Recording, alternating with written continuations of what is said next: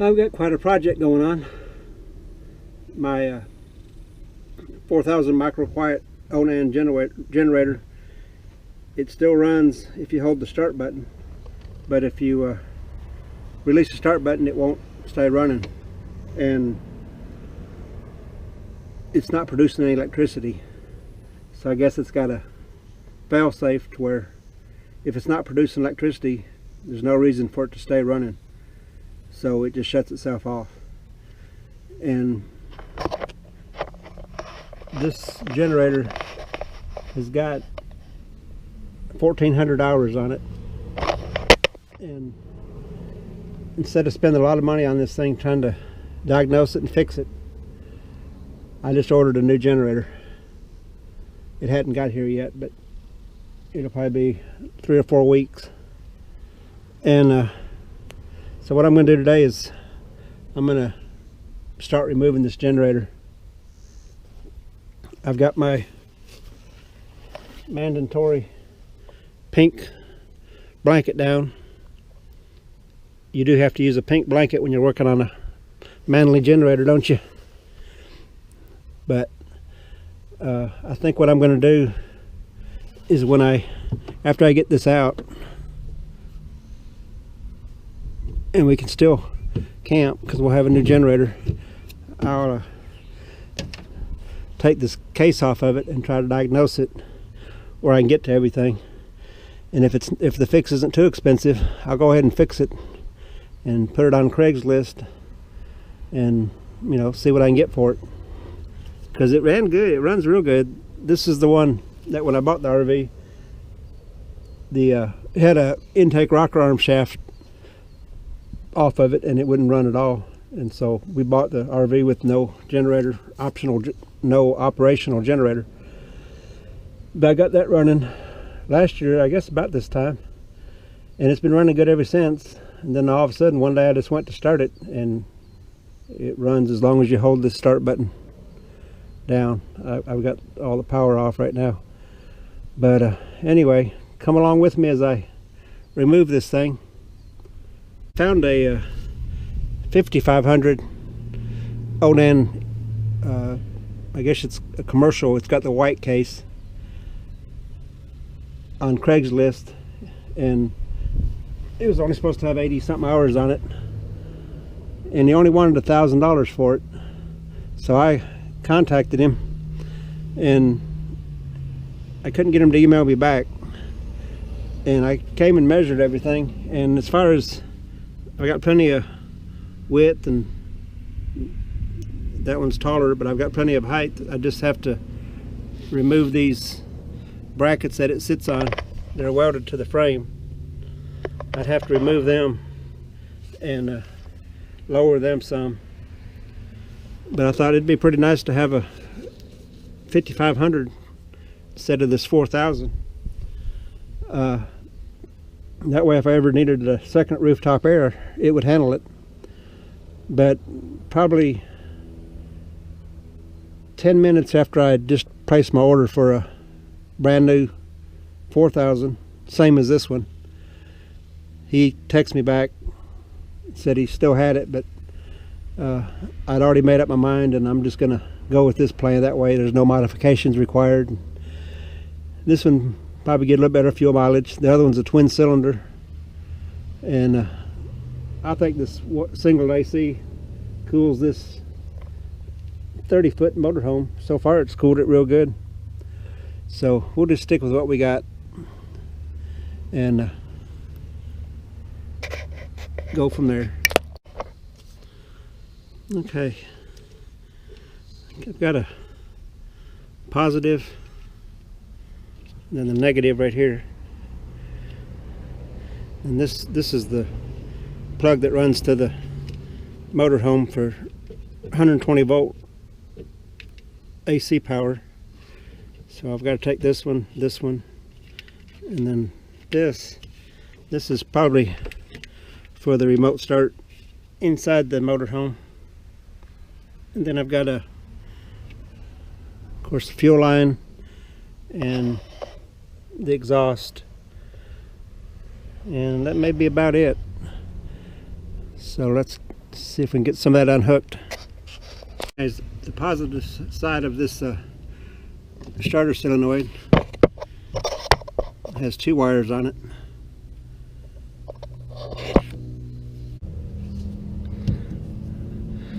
Okay, I guess that's the fuel line. There's the fuel tank.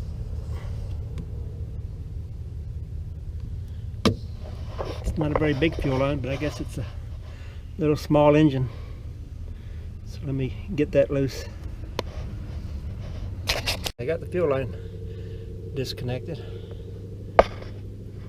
Goes right there. I didn't know how much fuel was going to leak out of it, but not much did. I'll stick it up high so it won't gravity feed out.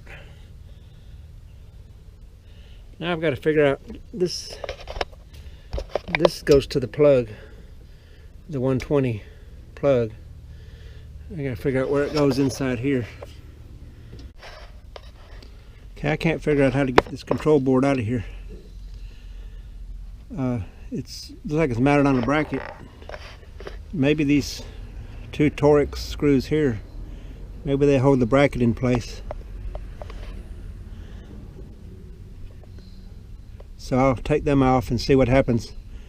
But I really enjoy messing with stuff like this, things I'm not familiar with. I guess it kind of helps keep my mind young. I like being able to figure things out.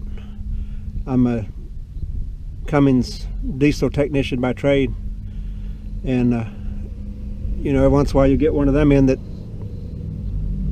kind of puzzles you, but they're not as much fun because I'm getting paid to do that. And if I run into one that is hard to fix, it takes all the fun out of it because I don't get paid for all the time I've spent on it.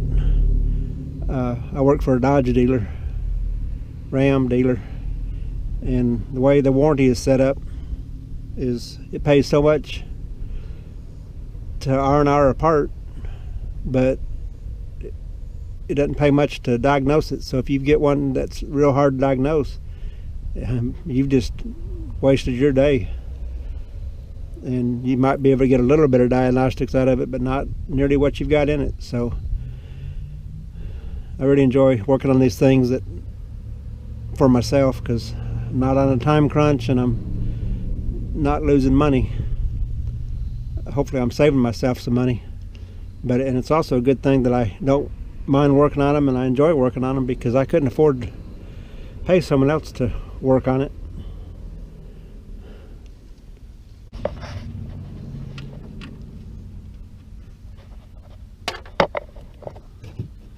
Okay, that's what it was. No wonder I couldn't figure out how to get it off that bracket. Let's see, it plugs in at the bottom. Hopefully with that out of the way I can see where the power supply runs to, so I can unhook it. Okay, so that just unplugs out of the bottom of the controller. Now let me see if I can get this out enough to take a look underneath it.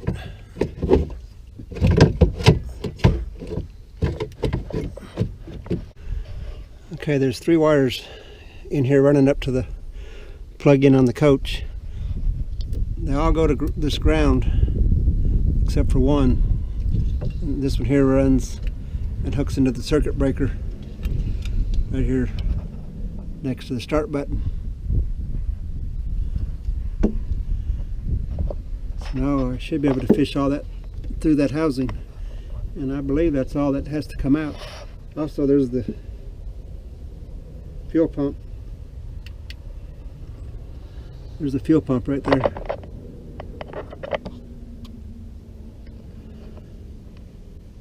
You can't hardly see it until you take that control board out of there, but then you can get a pretty good look at it. Okay, these are the wires coming from the motorhome for 120 volt. These two here just go to ground. This one hooks to the back of that breaker right here. And I think I've got everything unhooked now. I've just got to undo the mounting bolts and see if I can slide it off there. Looks like there's only 4 mounting bolts. One there, one there. And then 2 over here. And then it should slide out of there. May even be able to leave the muffler on it, because I don't have any rust penetrant, and that thing looks pretty rusted on there, but we'll see.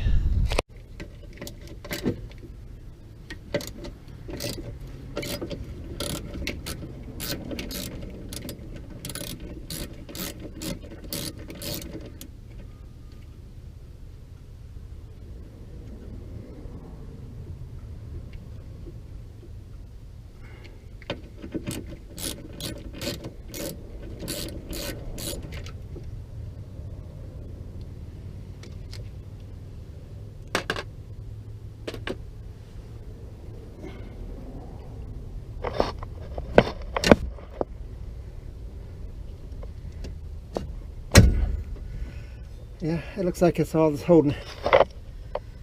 Now, I gotta figure out how to, it won't be hard to slide it out.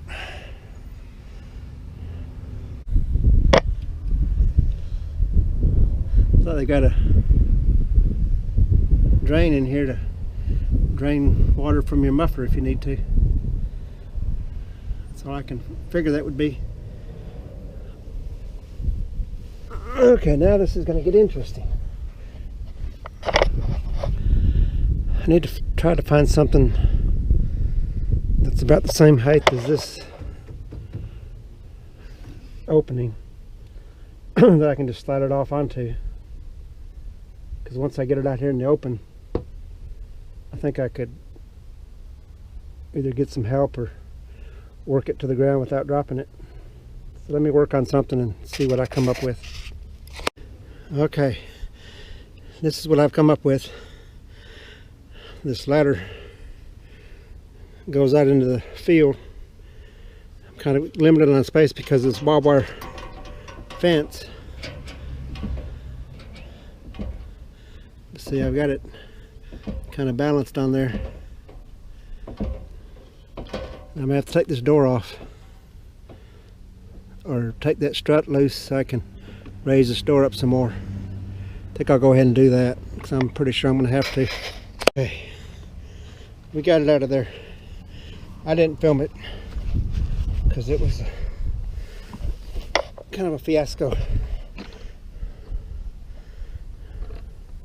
My ladder idea didn't work, and we just kind of had to set it here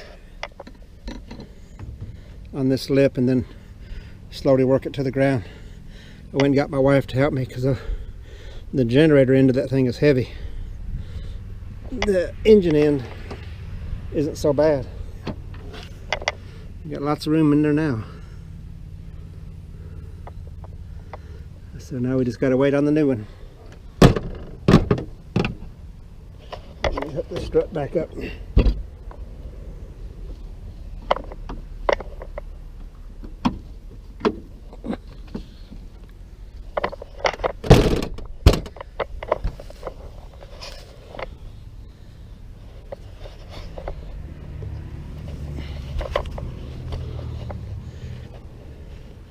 I put a AC unit on my mother-in-law's yesterday, and then took the generator out of mine today, so I'm becoming the regular RV technician.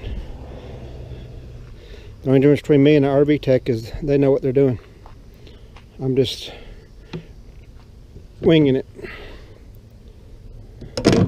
but I don't think I got to worry about anybody stealing this thing. It's too heavy.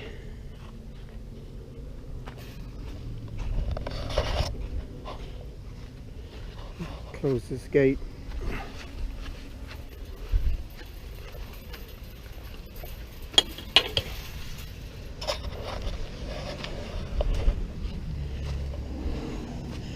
Anyway, I'll film putting the new one back in, and hopefully it's going to be the same weight, but it'll be a lot cleaner. So anyway, we'll see you next time. Please like and subscribe.